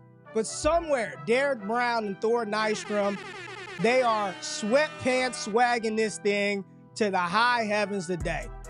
Because those two loudmouths were louder than anybody that I've ever seen on a quarterback. And damn it, he got out there with the second unit and put on a show, Jay. We're talking about the best college quarterback in the history of the game, according to Jim Harbaugh, the first-round pick of the Minnesota Vikings, and future Hall of Famer J.J. McCarthy, Jay. I mean, we're just going to let the package run. I meant corner routes, out routes, stepping up in the pocket, dig routes. Let's throw a go route on a dime, boom, touchdown right there. I don't even know who number 8 is. It doesn't matter because number 9 is a truck, not a trailer. Let's do it again. Corner route, touchdown, strike, point to the high heavens. Thank God J.J. McCarthy is in Minnesota. Jay, talk about him. J.J. McCarthy, what a debut from this rookie quarterback. Talk about it, Jay Rich. I mean, he showed a bit of everything we wanted to see, right? We saw the deep ball. We saw sideline to sideline. We saw him roll out. We saw him avoid pressure. We saw him take hits and still deliver throws. I mean, Ray, of all the quarterbacks, he probably looked the best, and especially when you talk about showing multiple things on tape, multiple looks, throwing angles, rollouts, standing in the pocket, taking hits, under pressure. I mean, there was some bad. He threw a pick, but JJ showed a bit of everything, and I thought he looked phenomenal. It's not so much whether I thought he looked good or not, because you talk about all the quarterbacks in the class, pro-ready quarterbacks, JJ is probably number 1, and you really saw that on display. A little bit overconfident at times, but that's what you like to see from a guy playing in his very first NFL game. I think McCarthy looked great. But what are your thoughts on McCarthy, and how did you feel about him as he stacks up against some of the other quarterbacks? I think the best thing that he did was he looked in command of the offense. The touchdowns and the players he was throwing to, the defense that he played against was irrelevant. It was the confidence. And you could see when he dropped back to throw the ball, there was a confidence that he had, a confidence that it didn't look like Drake May had, which we'll talk about May, and again, the circumstances around that. but it looked like this offense is with Kevin O'Connell. And we continue to talk about scheme and offensive coordinators Coaching. mattering. Like, this matters. And to have a coach, because it wasn't just J.J. McCarthy that looked good. Sam Darnold started the game, Jay. 4 for 8, 59 yards, but he looked fine too. Like, he made a couple of throws. So I was like, okay, Sam Darnold, good offensive scheme. He could still deliver the ball. My feelings are still the same. I think Darnold starts the season. Darnold plays up until that bye week. And then after, I think they've got the early bye, week 5 bye, we see a transition. I still don't want McCarthy starting those first 5 games against that murderer's row of a schedule the Vikings have. But when you see Justin Jefferson on the sideline jumping around and excited, you see the command, the control, the offense. Like, that to me was the big takeaway, was he looks comfortable. He didn't look out of place. And say what you want, if they only make him let him throw the ball 20 times a game and he's going to have that level of efficiency, you're talking about, I'm watching him. I'm like, can he be Brock Purdy plus? Can he be a Brock Purdy type quarterback that maybe you don't view him as he's the reason why we're winning, but he damn sure ain't the reason why we're losing, and we probably aren't here without him. I thought it was, I think he had the interception was the overconfidence, right? You'll learn that. You can't throw late across like that. I think he played quarterback probably the best of anybody this preseason across the board. Good job. Good showing from J.J. McCarthy. Yeah, I think you have to give credit to Kevin O'Connell. He didn't just have this vanilla offense where he handed it off and, a couple dropbacks. Like, they really ran plays and took shots and made plays down the field. And so I have to give credit to them there. But yeah, this is where the OC and the coaching matters. And when you have a quarterback like Drake May, and we will get to him in a minute, versus JJ McCarthy, it's very clear when you look at the offenses, who's running them, who's coaching them, that these things truly do matter, because players can start on the same level, but once coaching takes effect, things can go drastically differently. But I thought JJ did look great. Say what you want about who he was playing against. He can't control that. He either looks good and comfortable or he doesn't. And he did look good and he did look comfortable. But Ray, as you mentioned, we do need to get to Drake May and the New England Patriots, who played in a rainstorm-filled game. We did see some Jalen Polk. We saw some Kayshon Boutte. We saw some highlights, Ray, from, dare I say, Joe Milton was looking decent with the third team.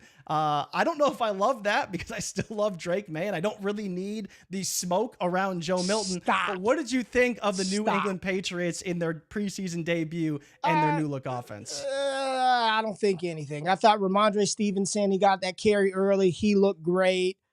Drake May, they clearly were still bubble wrapping him. Jacoby Brissett didn't do anything that looked great.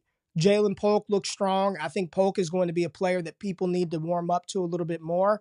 And I do think there's a world in which Kayshon Boutte makes that 53-man roster. What the hell does that mean? I don't know, but he played well. They already cut Juju Smith-Schuster. We know he's not going to be there. The backup running backs behind Antonio Gibson, who caught a pass in the game, and Ramondre Stevenson, I don't really know. I don't know, Jay. This is one of those things. I was wanting to see some Javon Baker, a little more Baker, especially with the hype that he had over the training camp. I think we need another game.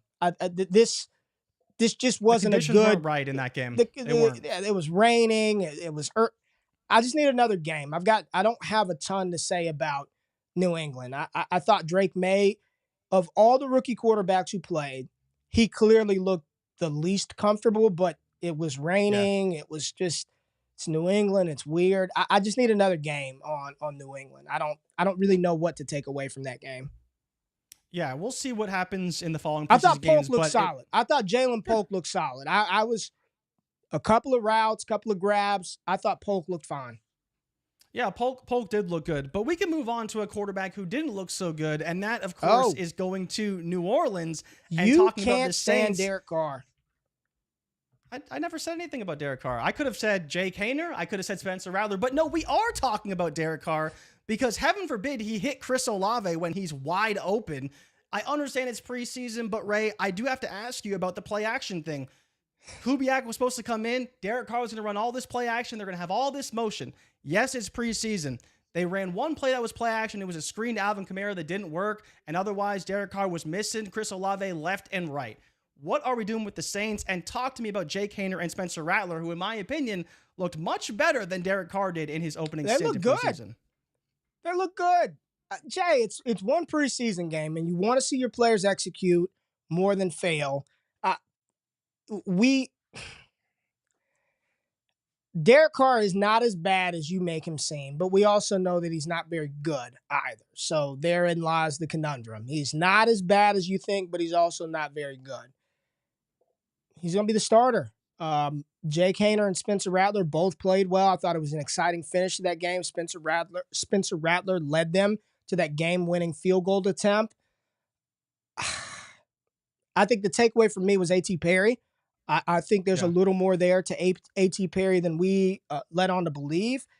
He ran the full complement of routes, was very successful on his 4 targets.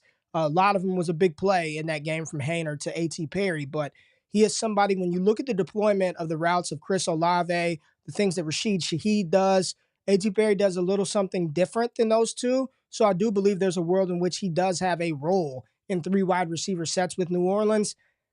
A matter of if not when Jake Haener and or Spencer Rattler play this season, I do think that at some point, Jay, because if I'm not mistaken, they can get out of Derek Carr's contract after this year.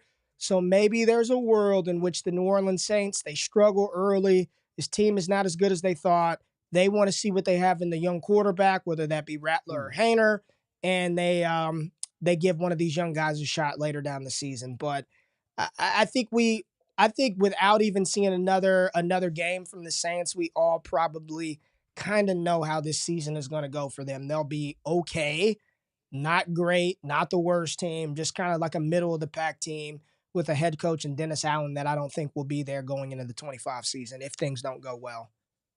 Yeah, the problem for Carr is he has $50 million dead cap even next season. So he will be the Saints quarterback more likely than not for 2024 and 2025.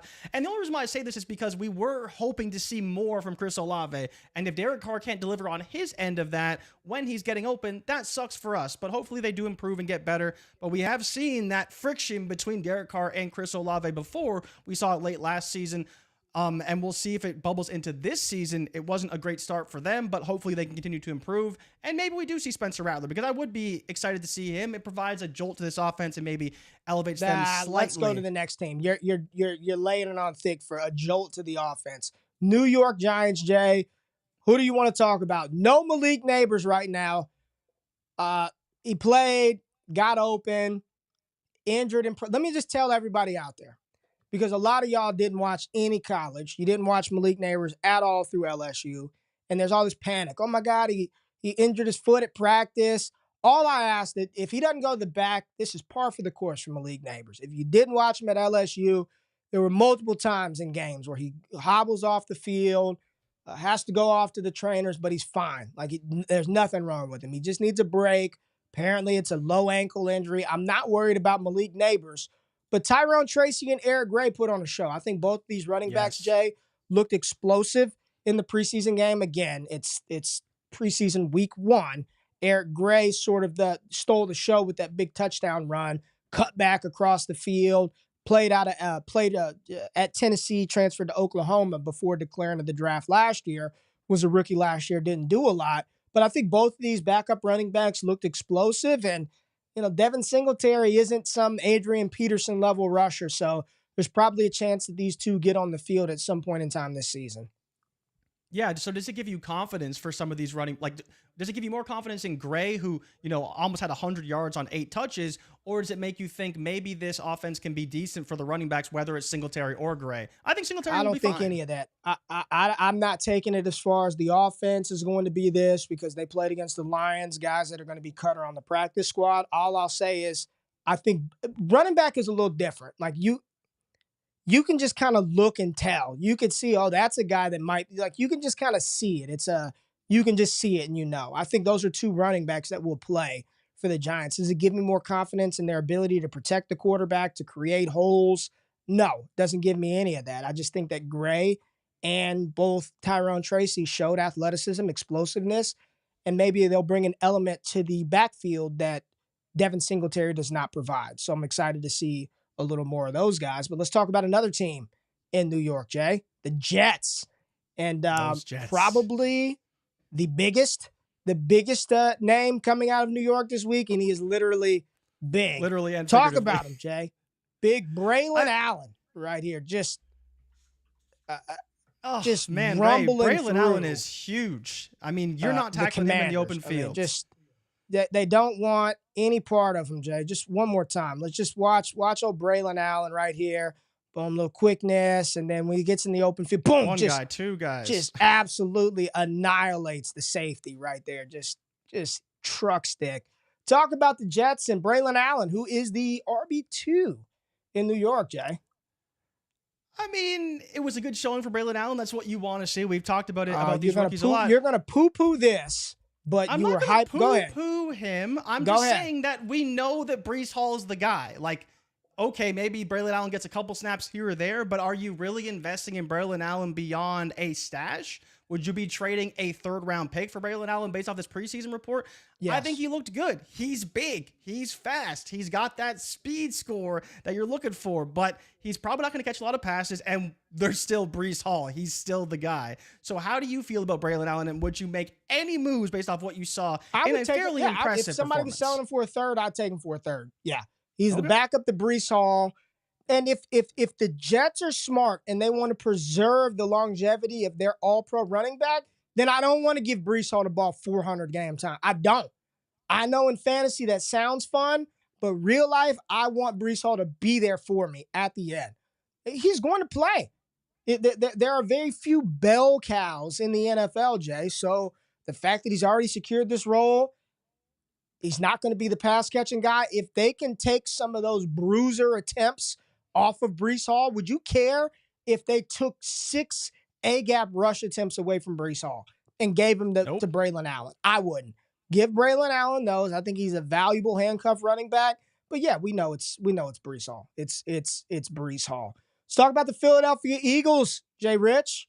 Let's talk about them. Philly, big takeaway. Your boy Kenny Pickett was out there getting clamped up by taking first sacks round left pick, and right. Like he does. The cornerback Nate Wiggins. But I want to talk about my boy, Danny Woodhead 2.0, Will Shipley, Jay Rich, and he's even wearing the number 39, a number reserved for Hall of Fame running back Steven Jackson and white running backs Danny Woodhead and Will Shipley. Talk about Shipley and his potential impact in Philadelphia. We also saw Big Johnny Wilson play, the aforementioned Kenny Pickett. Was there anything from the Philadelphia Eagles side of the ball that you think fantasy gamers need to have their antennas up for moving into this week? I definitely think you should be monitoring this situation because for people who are unaware, when Kellen Moore was in Dallas, he used running backs the most in the league. When he had Zeke and Pollard, they had the most rushing attempts in all of the NFL. And so you need to be aware of who the second running back is on the Philadelphia Eagles. Is it Kendall Milton? Is it Tyrion Davis-Price? Is it Gainwell? Is it Shipley? Shipley is a guy that provides a lot more electricity. That's why we call him White Lightning. And I think that he showed that already in the first preseason game. There's still a lot to figure out. We know that Gainwell is probably going to be the RB2 there. But maybe there's a world that Shipley can show enough. And I thought he looked great in this opening game. We'll have to see how they're deployed if the starters do play in preseason, which I don't know if we should expect them to. But overall, I was very impressed with what I saw from Shipley, and I think Kendall Milton looked pretty good as well in his limited showing. We'll see if he makes the team. It's not looking great for him right now. I think Shipley's still firmly ahead of him, but it was great to see Shipley and Kendall Milton on the field looking pretty good overall as two rookie backs that we have been watching throughout the offseason. Yeah, I think those are the takeaways. Kendall Milton played well. Johnny Wilson, again, Johnny Wilson was out there, and big number 89 was in the slot. He was big, and he was in the slot.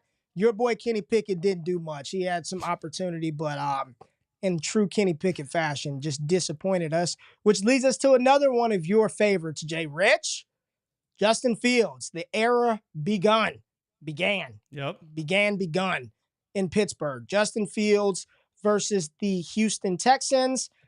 Talk about it, Jay. I thought Fields' performance was, I thought he did some good things. He was 5 for 6, 67 yards. Took 2 sacks, fumbled 2 snaps.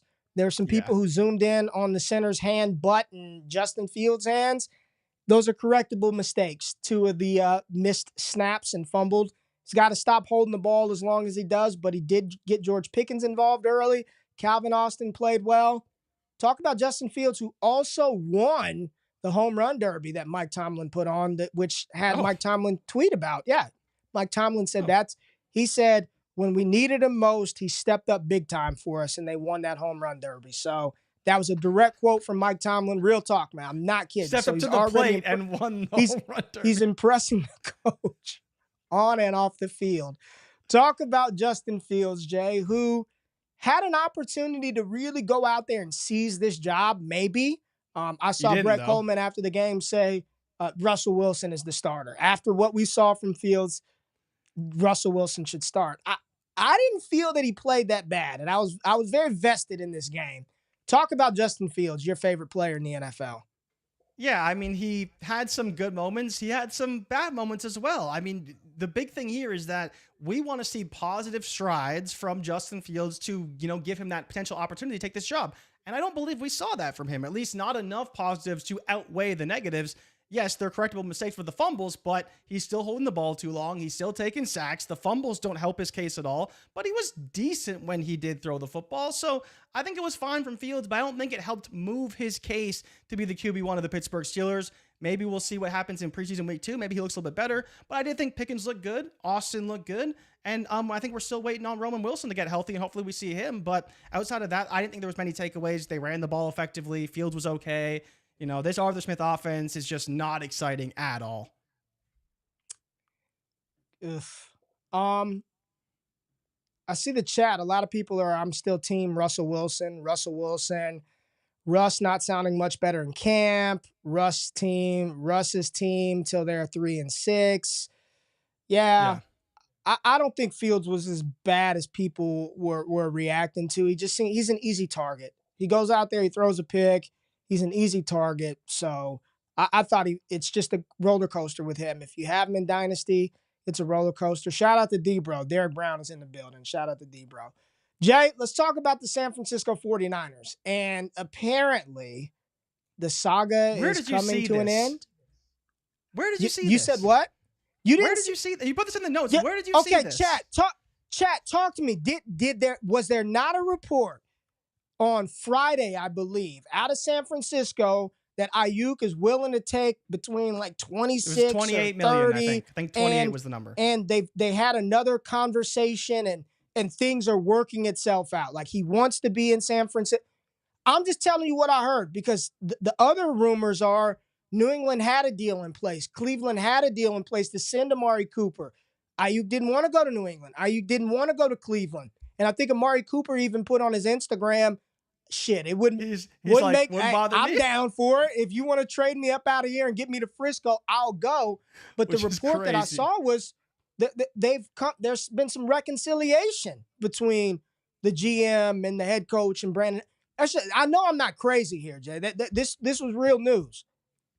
I have seen that report that apparently he's willing to accept $28 million to go back to the 49ers, but it wasn't a confirmed report from Ayuk or his agent or anything like that. So that's the only reason why I was like, it seemed like more of a rumor or like a speculation than actual news. And then, of course, there's the Pittsburgh side of it where there's still conversation as to whether Pittsburgh is interested and what that price tag may be, and the talks are ongoing. But as you mentioned, there was reports that talks have continued with the Niners and Brandon Ayuk. But the problem is that the Niners, every single time they wait till the last second, and it's, going into week 1, and we still don't know if Brandon Ayuk is going to be on the team. But yeah, he did also say on Instagram that there's a new report every week, and they keep saying this or that. So we've got no resolution. I don't think so yet. But yeah, and of course, if he does go to Pittsburgh, RIP George Pickens and basically that entire offense. Too many mouths to feed in Pittsburgh if Brandon Ayuk ends up there. But you also have notes about Jordan Mason. What do you see from him Jordan Mason in this offense? Let's talk about. So again, in our Discord, Jay, this whole I asked the question last week. I was like, this Christian McCaffrey calf injury, is this like real injury news, or are they just like, you're just an old veteran, we're not going to make you practice? But apparently, like, it is a real thing, this calf injury, and apparently the Niners said there are no long-term concerns. He'll be ready for week 1. Jay, I don't want to say this, but I mean, Father Time is undefeated, right? And you're talking about a 28-year-old running back who's heavily used. He was banged up at the. It wouldn't shock me if of course, if he starts to feel some shit, right? It wouldn't shock me. So they need to develop a running back that can be available behind Christian, because Elijah Mitchell is never. I've never seen somebody as injured as he is. He wakes up hurt. How do you wake up injured? How do you start camp hurt? Like, you should come into camp okay. I've never seen a player as injured as much as Elijah Mitchell. They've got to find a running back behind Christian McCaffrey. Am I buying Jordan Mason as some elite, high-end fantasy asset? Hell to the no. Am I buying him as somebody that can be utilized to take some work off of Christian McCaffrey in the event that CMC goes down and he's got to fill in for a game? Yes, I am in on Jordan Mason at that cost with that potential outcome range. He played good. He played good in the game. That was my takeaway from San Francisco. He played good in the game, and that was really about it. Yeah, Elijah Mitchell has less touches in his entire career than Christian McCaffrey had all of last season. Just goes to show how durable McCaffrey is. But also, Stone's bringing it up, Ray, the Madden curse. Christian McCaffrey, Madden cover athlete. You never know. Yeah. But it is definitely encouraging to see Mason playing well, and we need another running back at San Francisco. They can't continue to just run McCaffrey into the ground. At some point, it's going to come up and bite them in the butt. He's saying here's the thing. I don't care if Arian Foster was hurt, because he at least gave us the production. When he was out there, he was a top running back. So you can be hurt if you're a top running back. Elijah, you're not even getting hit. You're not even getting hit to get hurt. So why are you hurt? Yeah, so Ray, I think we can move forward because you did want to talk about your Sammy ball game. I am not endorsing this at all, but you are saying the real Sammy ball game picks up right where he left off in Seattle, and you are talking about none other than Sam Howell. So tell the people why you are pumping Sam Howell in our show notes to the high heavens. I did not pump him up to the high heavens. He did what Sam Howell does. He threw the ball around the field a lot, scored a touchdown, ran around a little bit, got sacked. That's what he does. He is the new, who's just a journeyman core. He's the new Ryan Fitzpatrick. He is the new Ryan Fitzpatrick. He is going to be a journeyman stopgap quarterback.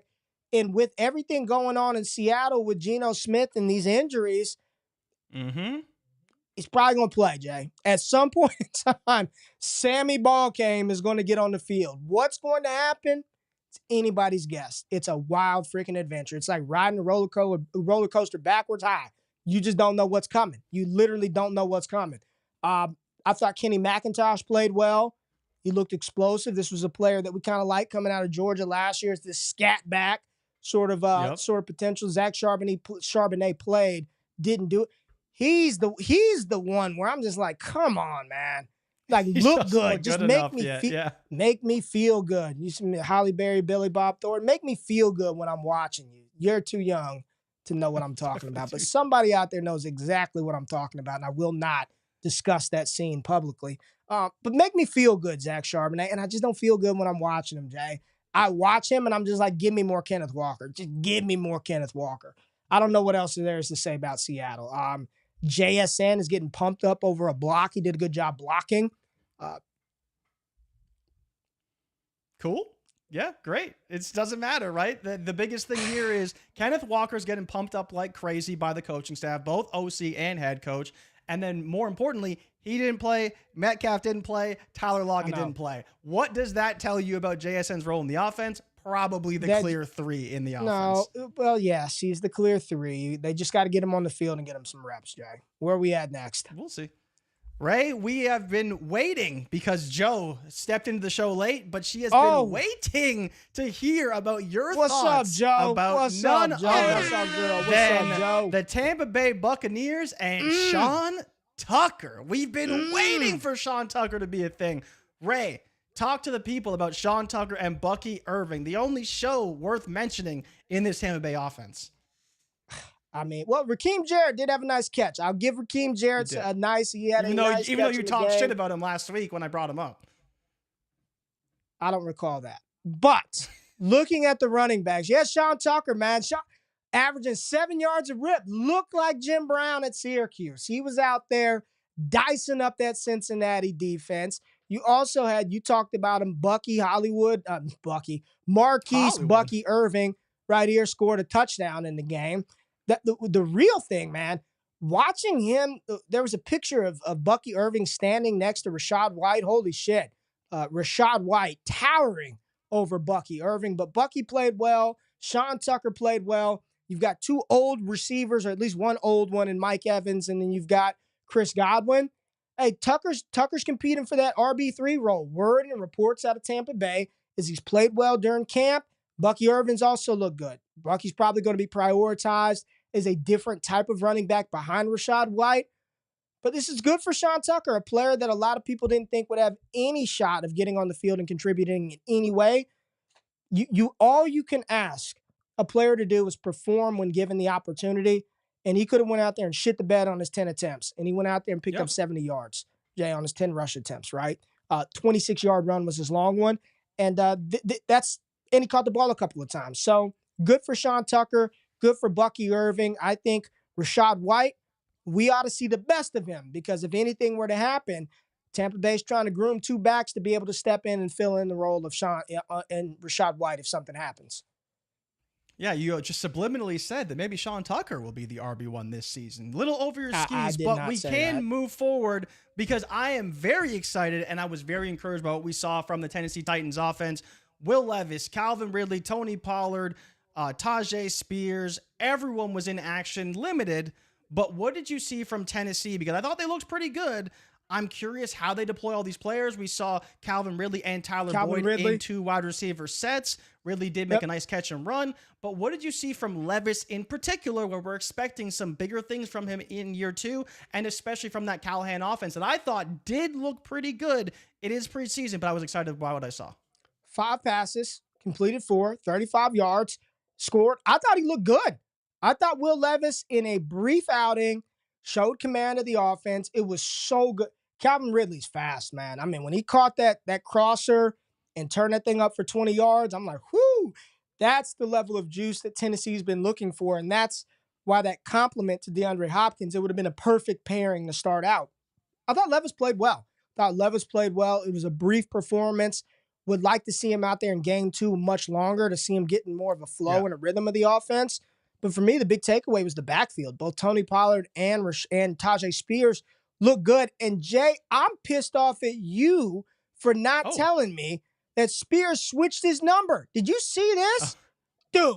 I did see you tweet about that. He wears the single-digit number 2 now. Are you kidding?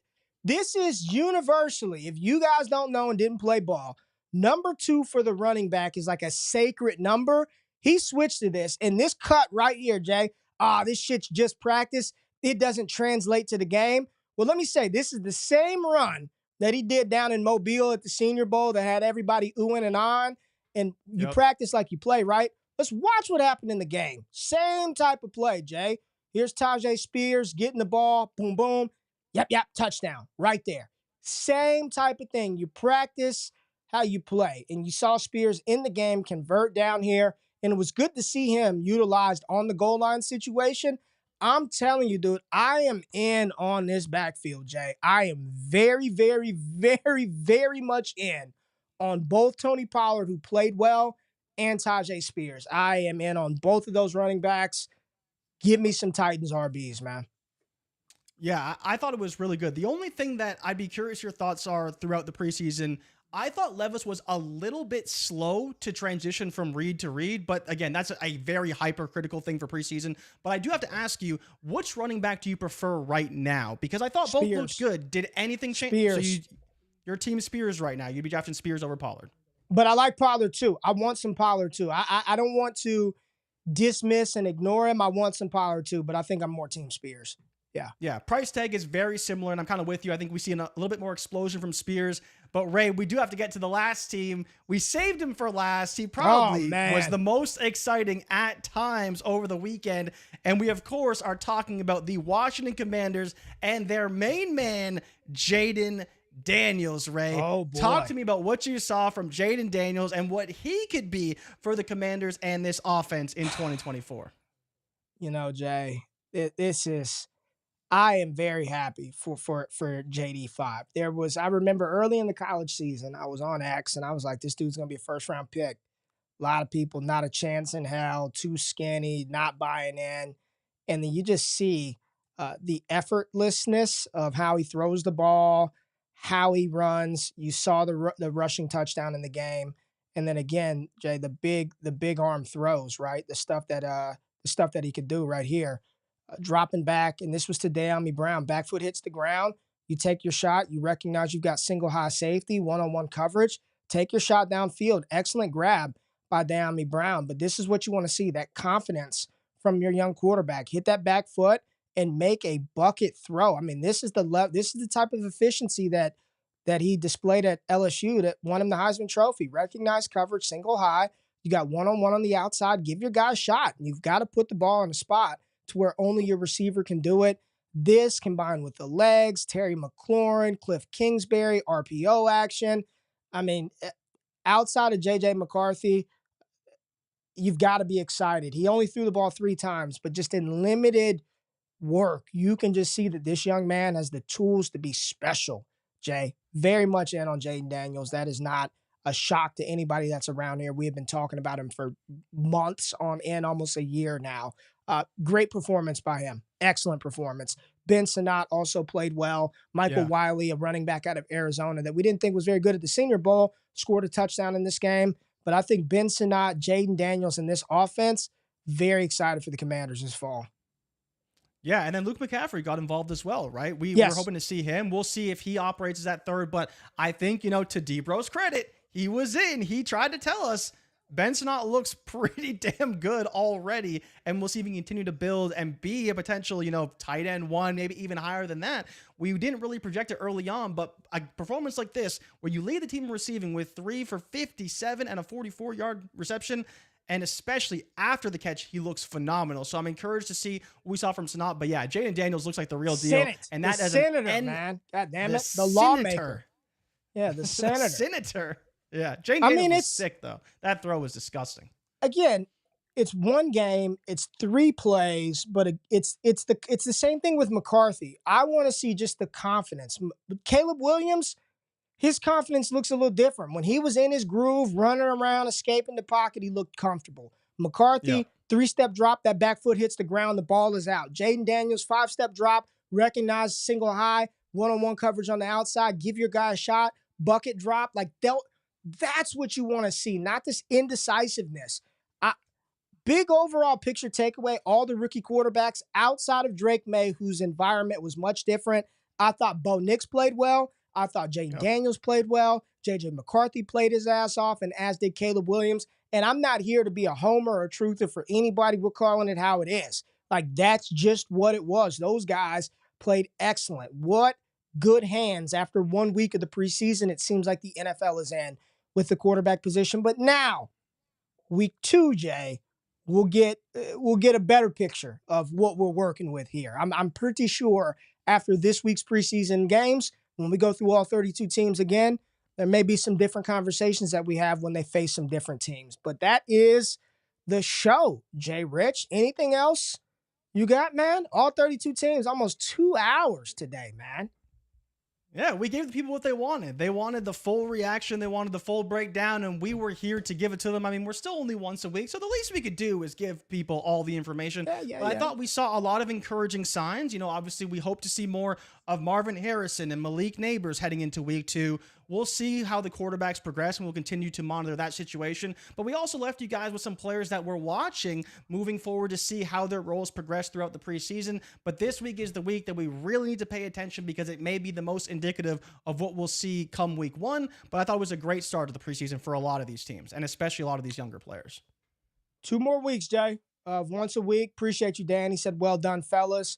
Yep, 2 more weeks, and we are back to 3 days a week. So starting the 27th of August, we will be Monday, we will be Wednesday, and we will be Friday. And Derek Brown, you don't know it yet, but the 27th, after the final preseason game, you will join us on the show. And we're going to have our final takeaways heading into the season. So the 27th, D-Bro, mark your calendars. It's going to be a banger show, and that's going to be the week that Jay Rich and I are back to 3 days a week. enjoy this week. Enjoy preseason. Enjoy all the action. Make sure y'all hit that thumbs up button on your way out of the building. 1,900 people in here, Jay. We almost got close to 2,000, but I think we'll get there next week. Anything you want to say to the folks before we get out of here? Close us out, Jay. Everybody, thank you so much for watching. For Ray and for me, like, subscribe to the content. Be there next week. And most importantly, be there for when Debro, me, and Ray light up the screen on the 27th, because it's going down. We will talk everything preseason and expectations into week 1. But until next time, it was a great show. Thank you guys for tuning in, and we'll be back next week. We're out. Peace.